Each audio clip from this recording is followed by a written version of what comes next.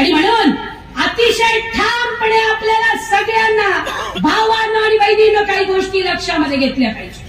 मी मागच्या वेळेस धनंजय राऊतचा फॉर्म भरायला आली तेव्हा काही गोष्टी बोलली होती.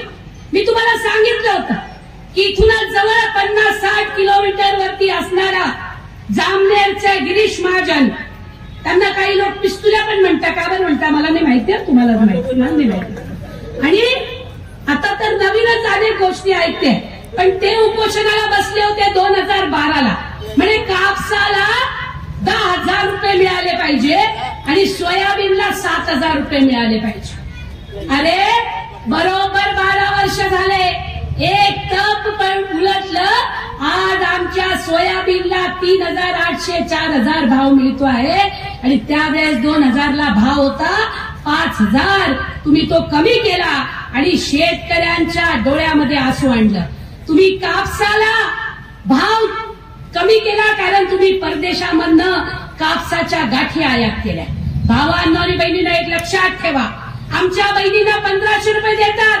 मी नेहमी एकनाथ शिंदेला सांगते, एकनाथ शिंदे आम्ही काड्या पेटी घेतो, आम्ही धोतर घेतो, आम्ही काही पुस्तक घेतो, आम्ही वही घेतो आणि त्या टॅक्स भरतो. त्या टॅक्स मधनं तू आमच्या बहिणींना पैसे देतो. तू तर सभेमध्ये असा बोलतो जसं तुझ्या बापाच्या घरून देतो. त्यामुळे ही गोष्ट आपण लक्षामध्ये घेतली पाहिजे. आणि म्हणून मला तुम्हाला सांगायचंय भावांनो आणि बहिणींनो, एका बाजूला बहिणीला 1,500 रुपये द्यायचे आणि दुसऱ्या बाजूला म्हणजे बहिणीला लाडकं म्हणायचं आणि मेवण्याला मात्र दोडकं करायचं आणि 15,000 रुपये त्याच्या खिशातनं दर महिन्याला काढून घ्यायचे. षडयंत्र आपण चालू देणार नाही. कारण शेतकऱ्याच्या खतावरती 18% जीएसटी. आपण जर चुकून हॉटेलमध्ये जेवायला गेलो आणि 100 रुपयाचं बिल झालं तर नरेंद्र मोदी 18 रुपये आपल्याकडून काढून घेतो. तिथं बी आपल्याला सोडत नाही. हे सगळे धंदे चाललेले आहेत. आणि म्हणून आपण हे लक्षामध्ये ठेवलं पाहिजे की ज्या पद्धतीनं या देशामध्ये सुरू आहे, या राज्यामध्ये सुरू आहे, 8 लाख कोटी रुपयाचं कर्ज आमच्या डोक्यावरती तुम्ही केलेलं आहे. पण आम्ही सांगतो महाविकास आघाडीनं काल आपला जाहीरनामा जाहीर केलेला आहे. आणि काय सांगितलंय जाहीरनामा? आमची पहिली हमी आहे ती म्हणजे महागाई कमी केली जाईल. सगळ्यात पहिली हमी ती आहे.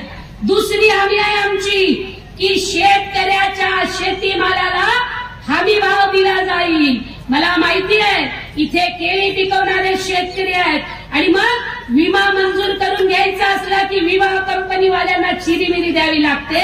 ती कुठपर्यंत जाते याचा जरा तपास घ्या. कारण विमा कंपन्यांचा नफा 6,000 कोटीपर्यंत जातो. आणि म्हणून आपण सांगितलंय की कुठल्याही प्रकारचे नसताना हे 45 दिवसाच्या आत प्रत्येक शेतकऱ्याला विम्याचे पैसे दिले जातील आणि शेतीमाल्याला हमी भाव दिला जाईल.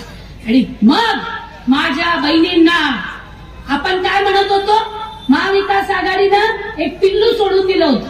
काय? आम्ही 2,000 देऊ. एकनाथ शिंदेला आम्ही 2100 देऊ. म्हटलं अरे थांब, 6 तारखेला जाहीर केलं आम्ही बहिणींनो तुम्हाला 3,000 देणार आहोत.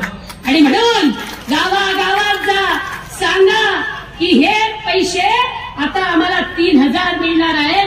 ही गोष्ट आपण गावागावामध्ये याचा प्रचार केला पाहिजे, प्रसार केला पाहिजे. आपण सांगितलं पाहिजे महिलांना मोफत बस देणार आहोत.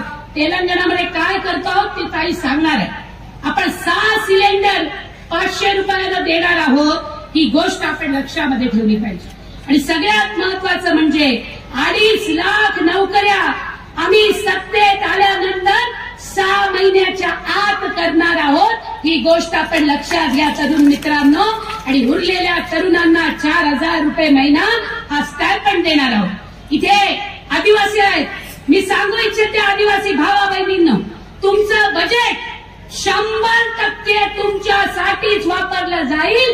याच्यासाठी कायदा केला जाईल. जर कुठला मंत्री ते वापरणार नाही, अर्थमंत्री, तर त्याच्यावरती केस घालण्याचा अधिकार तुम्हाला असेल. हा पण निर्णय आम्ही केलेला, ही गोष्ट लक्षात घ्या. आणि म्हणून खूप गोष्टी आहेत भावांनो आणि बहिणींनो सांगण्यासारख्या. सीताकाला आपल्याला ऐकायचंय. पण एक गोष्ट आपण लक्षामध्ये ठेवली पाहिजे. यांनी आज जाहिरात दिली आहे, बिन नावाची जी जाहिरात दिली आहे. अरे हिंमत असेल आणि खरंच तुमच्या बापाचं नाव तुम्हाला सांगता येत असेल तर सांगा लोकमतमध्ये जाहिरात कोणी दिली, आम्ही तुम्हाला उत्तर देतो. खोटारडे आहे तुम्ही आणि म्हणून खोटी जाहिरात दिली आहे. आता तेलंगणाची मंत्री आली आहे, कर्नाटकाचे मंत्री येणार आहेत, आपले तिकडे हिमाचलचे मंत्री येणार आहेत. माझा प्रश्न आहे भाजपवाल्यांना, अरे तुम्ही फक्त या महाराष्ट्रामध्ये आणि मध्य प्रदेश मध्येच का लाडकी बहीण योजना राबवतात? तुमचं सरकार तर 16 राज्यामध्ये आहे, मग बाकीच्या राज्यामध्ये तुम्ही का राबवत नाही? कारण महाराष्ट्राच्या जनतेनं तुम्हाला हिसका दाखवला. जर लोकसभेबरोबरच निवडणूक झाली असती विधानसभेची तर 162 ठिकाणी आपण पुढे आहोत आणि या अशा ठिकाणी सुद्धा जिथे पुढे नाही तिथे आपण गेलो असतो आणि आपलं सरकार तेव्हाच आलं असतं. आणि म्हणून महाविकास आघाडीचं सरकार येतंय भावांनो आणि बहिणींनो.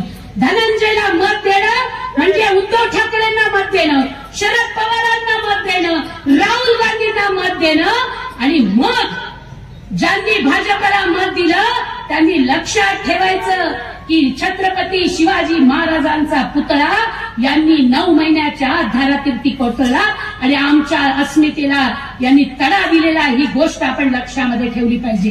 आणि म्हणून भावांनो आणि बहिणींनो, काही जण आता आलेले आहेत, आमच्यामधलेच काही जण उभे राहिले आहेत.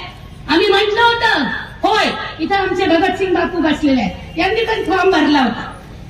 काँग्रेस पक्षाच्या निवडणुकीचा फॉर्म भरण्याचा अधिकार सर्वांना होता, तिकीट मागण्याचा अधिकार सर्वांना होता.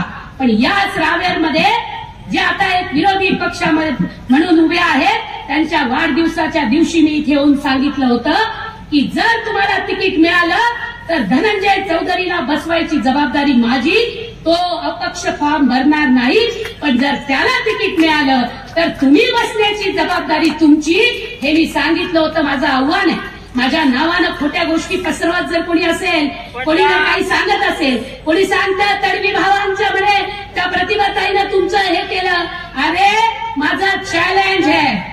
याच रावेरमध्ये इथे उभं राहून मी सांगते, एकाही माणसानं आदिवासीनं जर सांगितलं की प्रतिभा शिंदेनं त्याच्याकडून 100 रुपये घेतले आणि एखाद्या माणसाला प्रतिभाताईनं त्यांना दुसऱ्या कोणाकडून पैसे घेतले, भाजपच्या सुद्धा गिरीश महाजनपासून सगळ्यांनी सांगितलं जर मी 1 रुपया कोणासाठी घेतला असेल तर मी भर चौकामध्ये फाशी घ्यायला तयार आहे. तुम्ही आणा माणूस दाखवा, असं खोटं पसरवू नका. अरे आम्हाला माहिती आहे, माझा मुस्लिम भाऊ, माझी मुस्लिम बहीण, माझा आदिवासी भाऊ, माझा दलित भाऊ हा विसरलेला नाही. हिंदू बिलामध्ये काय झालं डॉक्टर बाबासाहेब आंबेडकरांच्या बरोबर. आणि म्हणून दलित, आदिवासी, मुस्लिम हे कधीही, आणि ओबीसी, शेतकरी, महिला, अरे महिला त्या देवेंद्र फडणवीसला विचारा, तू अमोल शिंदेला गोळ्या घातल्या, तो तिकडचा अमोल शिंदे बरं बदलापूरचा, त्या बदलापूरच्या अमोल शिंदेला गोळ्या घातल्या, अरे तो खरंच गुन्हेगार आहे तर चौकामध्ये त्याला फाशी दिली असती तरी आम्हाला काहीच हरकत नाही. त्याला गोळ्या घातल्या ठीक आहे, पण तू तुझ्या समाजाच्या माणसाला वाचवण्यासाठी, आपटे नावाच्या माणसाला वाचवण्यासाठी तू पुरावे नष्ट केले, इतका तू भ्रष्ट आहे. आणि तू काय म्हणतो आम्ही मुलींना वाचवू, तो कदापि वाचवणार नाही. आणि म्हणून अशा बदला आपल्याला घ्यावा लागेल भावांनो आणि बहिणींनो. आणि म्हणून आपण सर्वांनी हे लक्षात ठेवलं पाहिजे, या देशामधलं काल देवेंद्र फडणवीस भाषण करत होता आणि संविधानाला लाल पुस्तक म्हटलं. लाज वाटली पाहिजे तुम्हाला. जो संविधान इथल्या शेतकऱ्याला, इथल्या ओबीसीला, साळी, माळी, कोळी, धनगर सर्व जाती धर्मांना आरक्षण देतो, जगण्याचं बोलण्याचं स्वातंत्र्य देतो, त्या संविधानाला जर तुम्ही लाल पुस्तक पडत असाल तर तुम्ही महाराष्ट्राच्या खुर्चीवर बसण्याच्या लायक नाही, हे आपल्याला ठणकावून सांगावं लागेल. आणि म्हणून भावांनो आणि बहिणींनो, एकही मत दुसऱ्याला देणं, अपक्षाला मत देणं म्हणजे भाजपचा फायदा करणं आहे, ते तुम्ही करणार नाही. महाराष्ट्रामधला सर्वात तरुण कमी वयाचा उमेदवार, याला तुम्ही 20 तारखेला भरघोस पंजा या चिन्हावरती मत द्याल आणि 23 तारखेला त्याला निवडून द्याल आणि एक नवा इतिहास प्रस्थापित कराल, हीच अपेक्षा तुमच्याकडून करते आणि थांबते. नमस्कार.